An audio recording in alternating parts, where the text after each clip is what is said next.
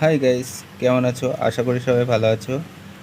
আগের দিনকে যে i5 থার্ড জেনারেশন দিয়ে একটি কম্পিউটার বিল্ড করেছিলাম, সেই কম্পিউটারটি আজকে শান্তিনিকেতনে একটি কাস্টমার নেবে। স্যালোটেপ দিয়ে কম্পিউটার সিপিইউটি প্যাক করলাম, যে পেটিটা ছিল সেই পেটিটাই দিয়ে প্যাক করে দিলাম। তারপরে একটি মনিটরের বক্সও ছিল, বক্সের সাথে অ্যাসেসরি সব কিছুই আছে। এই সেটআপটির সাথে একটি সাউন্ড বক্স আছে ফ্রন্টেকের, সেটি আমি কাস্টমারকে গিফট করলাম। তো সব কিছু আমাদের রেডি হয়ে গেল। সব কিছু রেডি হওয়ার পরে কৃষ্ণনগরের উদ্দেশ্যে বেরিয়ে পড়লাম ডেলিভারির জন্য। আমি চলে এসেছি কৃষ্ণনগরে বাস স্ট্যান্ডে।